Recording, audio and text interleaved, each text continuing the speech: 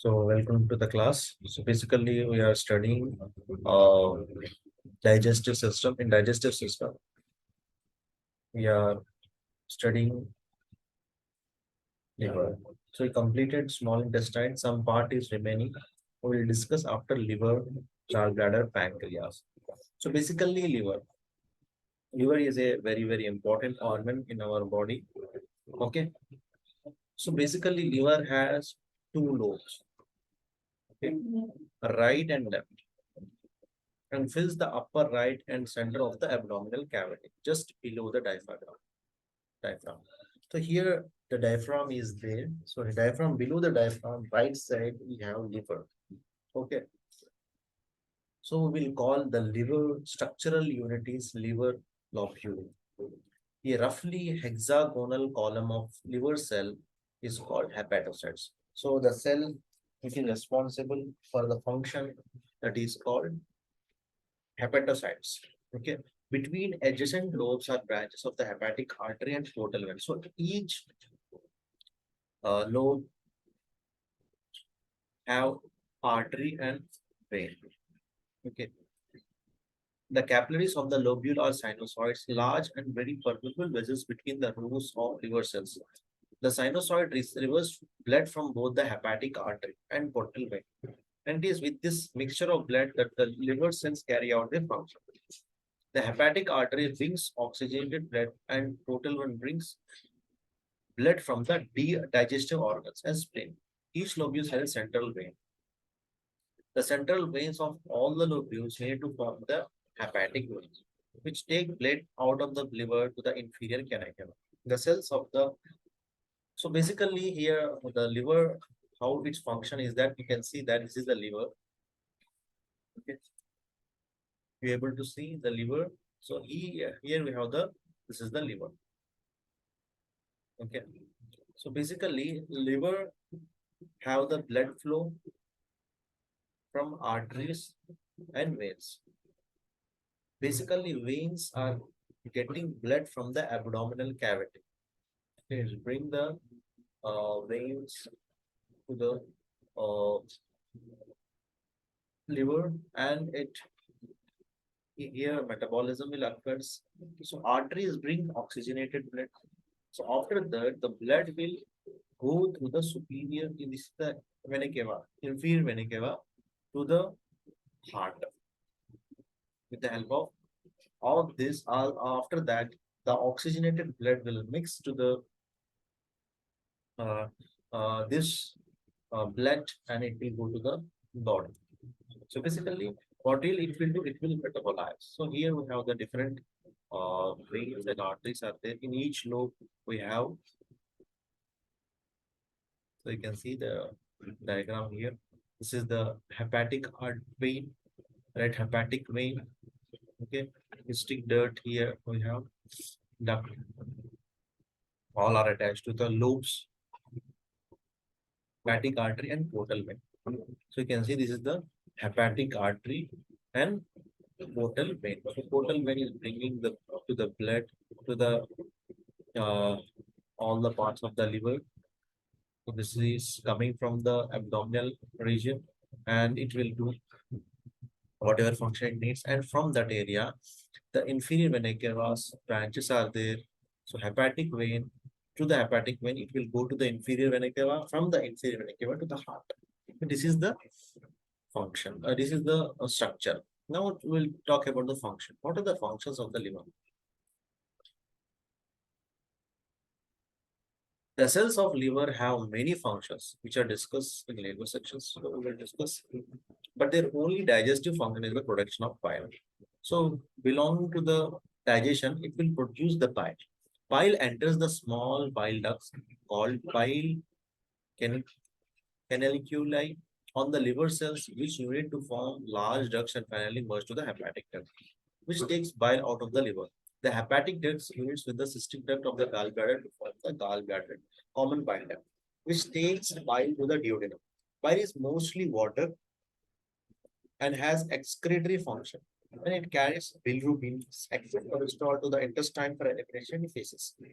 The digestive function of the bile is accomplished by the bile salts, which emulsify fats into small intestine.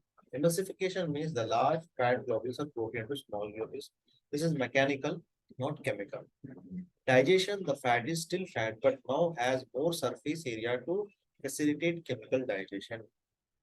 So basically here we have the what liver does other than functions, but functions which belong to the digestion, it will produce the bile.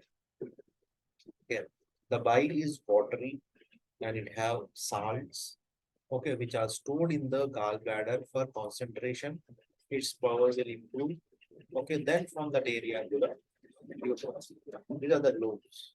Okay, lobes of liver. From that uh, area to the duodenum. Okay, then bile, what will it do?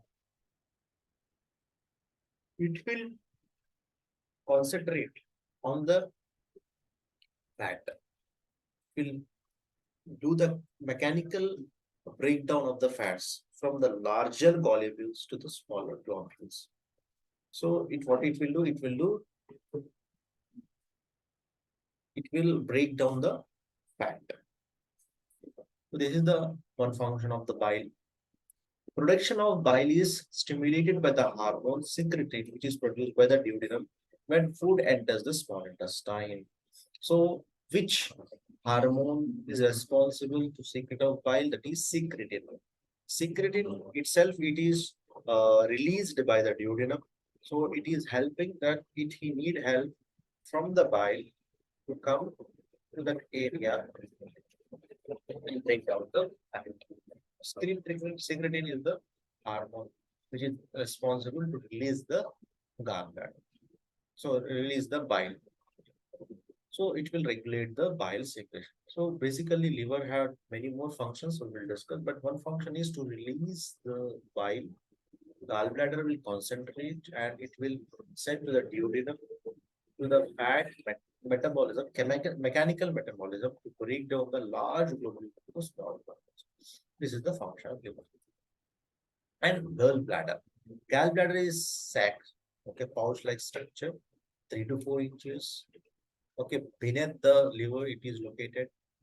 Okay, from the hepatic duct, here the cystic duct, called common bile duct. Okay, when fatty foods enter the duodenum, the endocrine cells of the duodenal mucosa secrete the hormone cholecystokinin. These hormones stimulate contraction of the smooth muscle in the wall of the gallbladder, which force bile into the cystic duct, then into the common bile duct, and on into the duodenum. So basically, uh, secretin is responsible to release of the bile. Well, contraction needs because gallbladder is pouch-like structure. In the gallbladder, we have a bile. It will store what it will pump. It will contract. The gallbladder is contracted and it release to the bile will release into the common bile duct and into the duodenum. Okay, so this is the function of the gallbladder. Next, we have the pancreas. Next, what we have is the pancreas. Pancreas is located in the upper left abdomen quadrant between the curve of the duodenum and the spleen and is about 6 inches. The endocrine function of the pancreas are discussed only. The exocrine function will be considered here. So already pancreatic function are discussed. In endocrine system, thyroid gland, everything we'll discuss. Now we will discuss about pancreas exocrine. So what is the importance of pancreas in digestive system? So basically, pancreas have two functions. We already discussed the exocrine and endocrine. Exocrine and endocrine. Exocrine for digestion purpose, endocrine for hormonal purpose. Okay. In the hormones, we have beta cells which secretes pancreas. Sorry, which secretes insulin. Okay. So here exocrine are the function of digestion. It will release some enzymes for digestion. Mostly, what are the enzymes? We have the enzymes called amylase, lipase, and trypsin and bicarbonate juice. So these are the four things the pancreas will release. Okay. What is amylase, lipase, trypsin, and bicarbonate juice? The pancreas is already studied. Okay. The pancreatic enzyme amylase digests starch to maltose. You may recall this is the backup enzyme of cell level levels. Through pancreatic amylase is responsible for most digestion of starch. So basically, amylase, this whatever substances we are eating in that starch part is digested by amylase. So it converts the starch into the maltose. So we'll discuss in all those things in the biochemistry also. Okay, don't worry here. We have to understand that whatever food in the food we have starch, it is converted into the maltose by the help of amylase. And lipase converts emulsified fats to fatty acid and glycerol. The emulsifying or fat separating action of bile salts increases the surface area of fat so that lipase works effectively. Okay, so lipase, what will do? It will convert the fat into smaller molecules. First, we have bile juice. Bile juice also cut the fat molecules, and the lipase works there. Lipase, what will do? It will separate the fat, and it will make them fatty acids to the glycerol within the least molecule of the fat. So, who work? Lipase work. Trypsinogen is an inactive enzyme that is changed to active trypsin in the duodenum. So basically, here an active enzyme is there, trypsinogen. Okay, after releasing into the duodenum from the pancreas, it will become trypsin. Trypsin is a digestive polypeptide to shorter chains of amino acids. Here, trypsin is used for digestion of proteins. So it will make smaller chains of proteins. So what it will do, it will make smaller chunks. Then absorption will happen easily. So all this exocrine function of the pancreas is helping further digestion. Yeah. So here, stomach having their digestive uses, bile is also helping, pancreatic enzymes also helping. So basically, all these are treated the food to digest easily. So the digestion first step is starting from the mouth, and it will gradually increase. Most of the absorption occur in the duodenum part. So basically, if the first step is good, then the last step is also good. If the first step is not good, then the last step is also very hard because there are the number of large molecules are there in the duodenum. So what will happen? It will give burden to the liver. It will give burden to the pancreas. It will give burden to the duodenum. They have to make more stress. If you lift this pen, if it is 100 grams, it is easy to lift. They give 1 kg, it is also easy. But in one hand, you have to lift 10 kgs or 15 kgs. So you need stress, you need extra amount of energy to work. So likewise, pancreas, if you doesn't eat properly, doesn't chew properly, so what will happen? In the to the pancreas, to the liver, to the stomach, they will give more burden to them. So likewise, number of diseases will occur. So we have to note down that. So next is bicarbonate juice. So this is also secreted by pancreas. It is alkaline in nature. It is alkaline in nature because the gastric juice that enters the duodenum is very acidic. So why it is needed? Because whatever substance is coming from the stomach, they are acidic in nature. HCl, other pepsin, everything is acidic in nature. So we have to neutralize the environment in the duodenum. Because in the duodenum there is thick layer of mucus, but in the abdomen we have thin layer. Okay. So it will damage the duodenal part. Duodenal will be the part. So what's going to happen? Ulcer will happen. Colitis will happen. Burning in the duodenum region will happen. So what will we have to do? We need alkaline nature substance to neutralize that area so it will not cause harm to the area. So that's the reason pancreatic juice release biocarbonate. What will it will release? It will biocarbonate juice. Okay. So what will it will do? It will do neutralization. So here the pH becomes 7.5. Secretion of pancreatic is stimulated by the hormone secreted and cholecystokinin. So here two hormones are helping.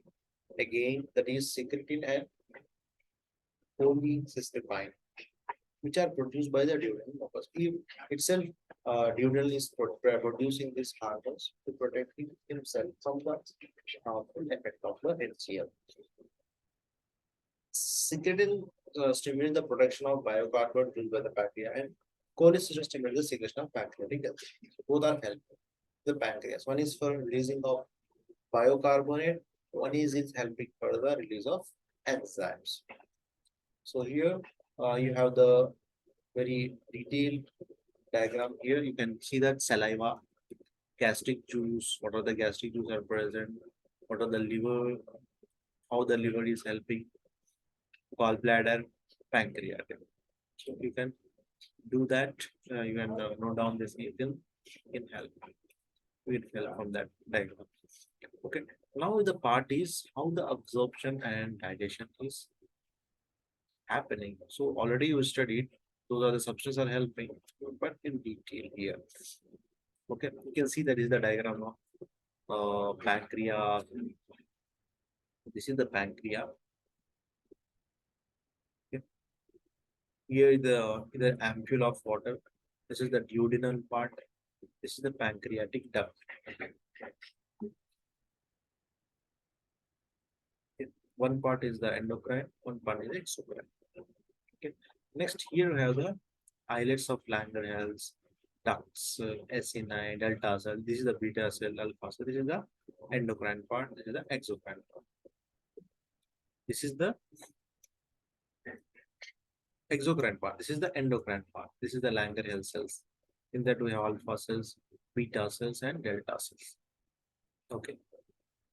So this is pancreas. So you need to draw the diagram. So most of the common complaints nowadays we are seeing gallstone. Um, for every 10 patients, one to two patients, or in 100 patients, 1:10 ratio is there. I think so. Okay. So why this is happening? Let's see the some introductory part, because some of your patients have, some of your relatives have gallstones. So here we will discuss something.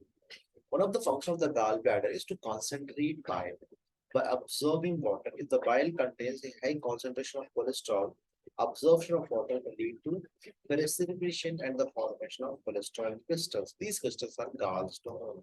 So basically, bile is releasing the bile. Liver is releasing the bile with the help with water. So in the gall bladder, it will concentrate. Mean the effect of the bile will increase. The water is absorbed.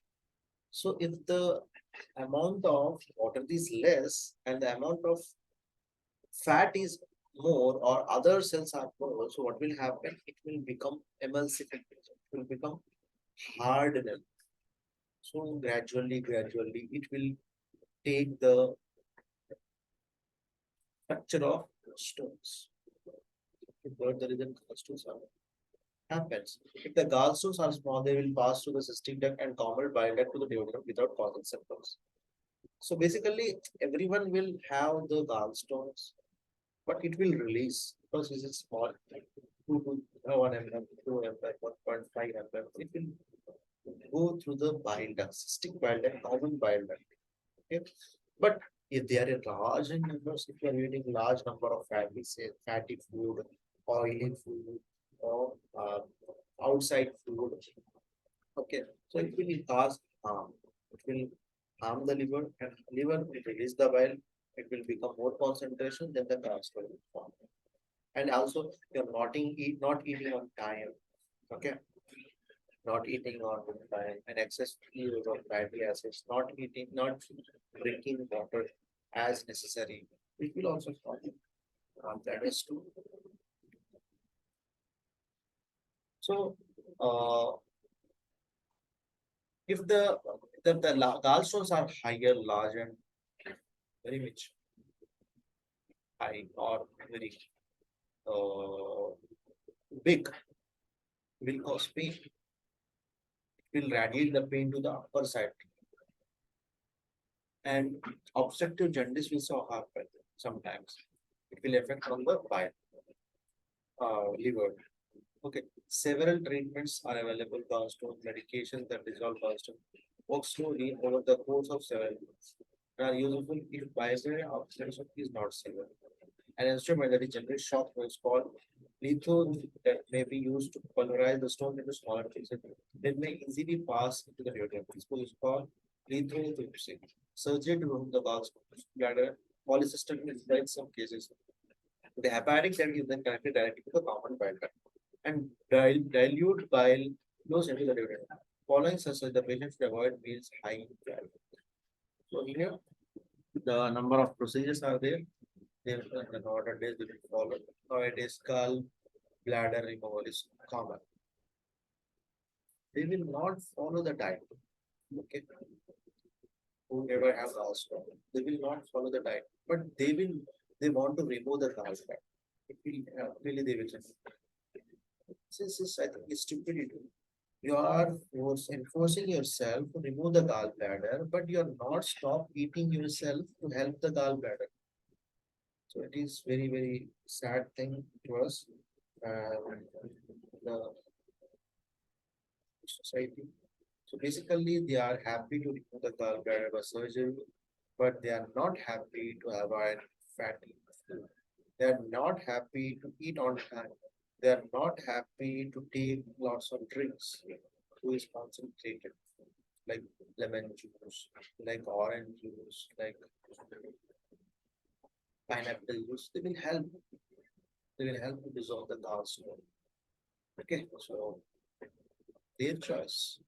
I can tell about that, but it is very harmful.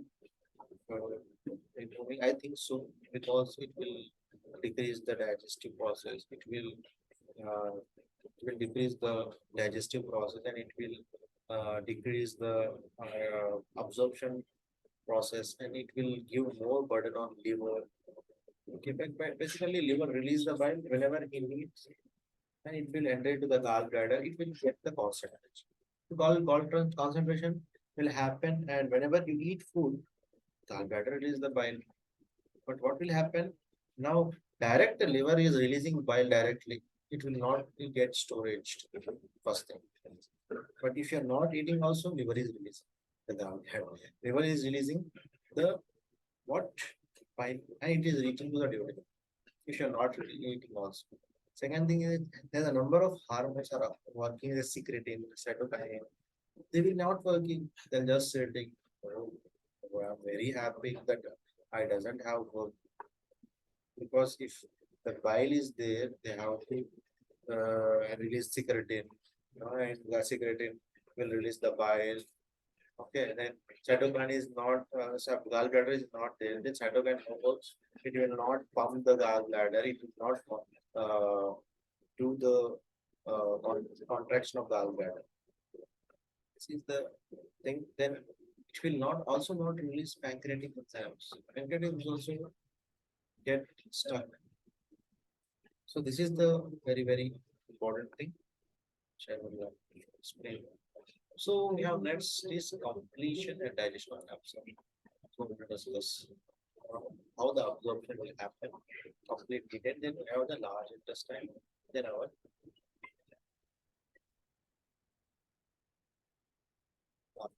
digestion. Okay. Then it comes.